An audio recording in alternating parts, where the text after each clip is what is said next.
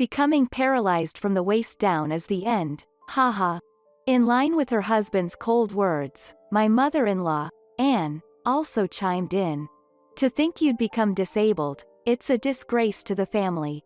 She confronted my beloved brother-in-law, Matthew, whom I had once adored, with these words. I am Lily, living with my husband, Josh. We both work, but Josh never helps with any household chores. I was constantly overwhelmed, juggling work and housework. On top of that, we live in an apartment, just a few minutes away from my in-laws' house, and Anne often called me over, causing further troubles. In essence, Anne only saw me as a maid, and burdened me with her personal care. At times, she even called me like a taxi substitute.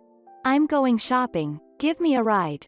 She would say such things. Anne, who loved shopping, would go out here and there, buying things she liked. I couldn't help but wonder where the money was coming from. Since Anne didn't have a job, I assumed that my husband's brother, Matthew, who lived with us, was providing the money, but he never seemed to get involved. Anne always boasted about Matthew, saying, Matthew is such a kind and capable boy. I'm proud of him for graduating from a prestigious university and landing a job at a top-tier company. She would tell me such stories too. On the other hand, my husband, who is the second son, seemed to receive harsh treatment from Anne. No matter what Josh does, he's always mediocre. His school grades can't compare to Matthew's, and the company he works for is third-rate. On top of that, his wife is ugly and clueless. She always compared him to my Matthew. With my husband right there, hearing such things, he looked pained, and I felt anger towards Anne. It was true that my Matthew, unlike Anne, was gentle, had a good demeanor, and I couldn't help but wonder why Anne had such a mean personality. My husband was also working hard to earn Anne's approval, but her evaluation of him remained unchanged. Then an event occurred that completely transformed the situation between the two brothers. Matthew got into a car accident and became paralyzed from the waist down, leading to a life confined to a wheelchair. I thought Anne, who doted on my Matthew, would be shocked, but she surprised me with her cold attitude. Lily, you take care of Matthew. I'm old, so I can't do any caregiving. She burdened me with the care of my Matthew. While my Matthew wasn't completely bedridden, he couldn't move without a wheelchair, and it seemed challenging for him to handle the wheelchair alone. As I couldn't take care of my Matthew while working, I said to my husband, I can't do caregiving all by myself. In response, he coldly replied, I got it. We'll hire a helper, so stop complaining. He also adopted a cold attitude towards me. Furthermore, Anne even said, to think Matthew would become disabled, it's a disgrace to the family. She uttered such cruel words, and I was shocked by her sudden change in behavior. She used to boast about my Matthew all the time, but now she treated him as an annoyance. My husband joined in as well. No matter how prestigious the university you graduate from or how well you work for a top-tier company, if he become paralyzed from the waist down, it's all over. He said it as if mocking Matthew. From my husband's perspective, he might be happy to see my Matthew, who was always compared to him, fall from grace. However, Matthew didn't do anything wrong. He simply became paralyzed from the waist down due to an unforeseen accident. I felt as if my husband was rubbing his unpleasant side in my face, and it made me sad. I believed that Matthew was the one suffering the most, so I tried to take care of him in between work by visiting my in-laws' house. However, Anne didn't do anything herself and only made snide remarks. Lily, make sure you take care of Matthew properly. That's why you're a wife. She kept saying such sarcastic comments. I was getting angry at her words, but Matthew always expressed gratitude. Lily, I'm really grateful to you. Normally, it should be Mom and Josh taking care of me, not you. I'm sorry for causing trouble to someone like you. Although I was his sister-in-law, not a stranger, he didn't need to worry so much. But Anne's lack of empathy scared me. Lately, it seemed like she was taking care of my husband instead of Matthew. As expected, Josh is the most filial. A son who causes worry to his parents is the worst. I was amazed by her quick change of attitude. My husband, too, seemed happy to have gained Anne's approval. If I can't rely on others to take care of me, my life would be over. Health comes first in everything.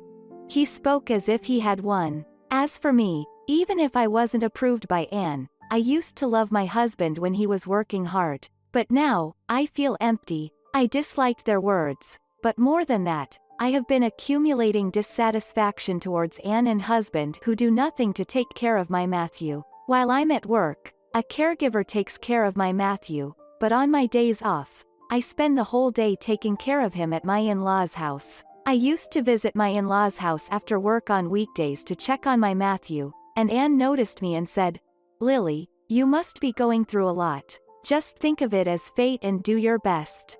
She said it as if it were someone else's problem, and I almost lost my temper. Upon hearing Anne's words, Matthew said, "I'm sorry for my mother's rude remarks. I don't know why she has such a terrible personality.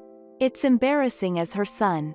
He apologized, but it seemed like Matthew was more hurt by Anne's words than I was. Since my Matthew's accident, I've been busy and haven't had much time to talk to my husband, but suddenly, he brought up the topic of a trip.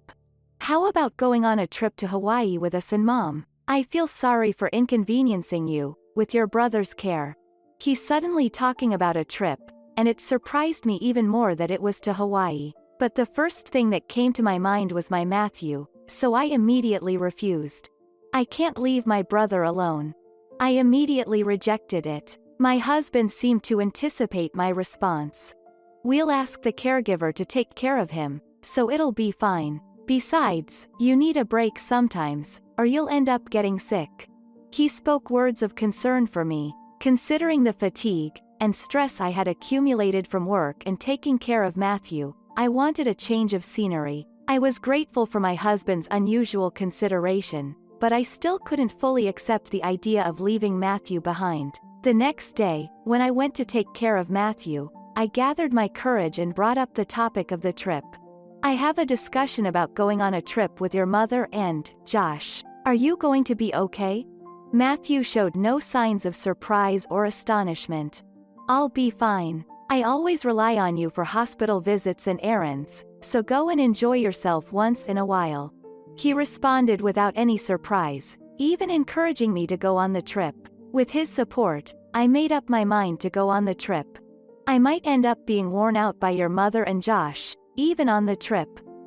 I said it half-jokingly. Matthew seemed to understand and burst into laughter. After that, I agreed to the trip with my husband. My husband immediately ordered me to plan and set the itinerary for the trip, and insisted on confirming it with Anne. I disliked contacting Anne the most, but there was no choice. I confirmed Anne's preferences and made the travel plans accordingly. However, Anne kept changing the schedule, and each time, I had to coordinate with the travel agency, adding unnecessary work. Despite saying, I might end up being worn out, in front of my Matthew, I was already exhausted even before the trip started. We managed to finalize the schedule 2 weeks before the departure, but now I had to help Anne with her travel preparations, adding to my fatigue. In addition to taking care of Matthew, I had to act as a driver because Anne insisted on buying everything necessary for the trip. As I watched Anne buying things unrelated to the trip, I couldn't help but feel amazed. "What are you daydreaming about? Hurry up and carry the luggage." Anne started yelling. She even ordered me to pack the luggage into the travel bag. Being treated this way, I had initially planned to relax on my own once we arrived in Hawaii, but that plan turned out to be just a dream. On the day of departure, my husband loaded only his and Anne's luggage into the car.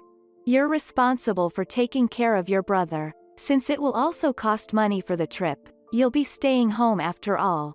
He said it with a smirk on his face. And Anne said, "Hiring a helper would cost money. You're always taking care of Matthew, so it's only fair that you stay home during times like this. Besides, it won't cost anything if I ask you," Anne said, laughing merrily, and I lost the energy to get angry. It seemed like their plan all along was to leave me behind, making me handle the troublesome tasks such as coordinating with the travel agency and making reservations, while they went on the trip by themselves. If I thought about it carefully, there was no way Anne, who saw me only as a maid, would take me on a trip to Hawaii. I had gotten carried away with the idea of going on the trip, and failed to see through Anne's and husband's scheme. I went to my in-laws' house as usual to take care of my Matthew.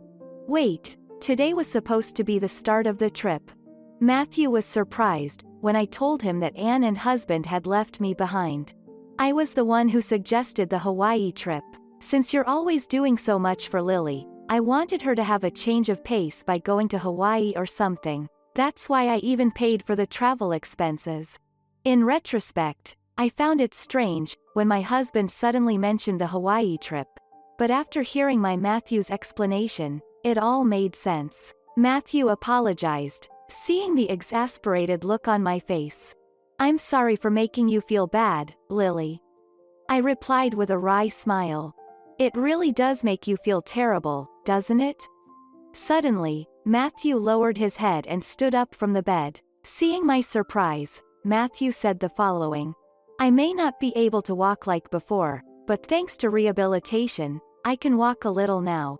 He said it with a laugh. However, Matthew quickly turned serious and said, "From now on, I plan to live on my own. But before that, I want to get back at my mother and Josh. Will you join me, Lily?"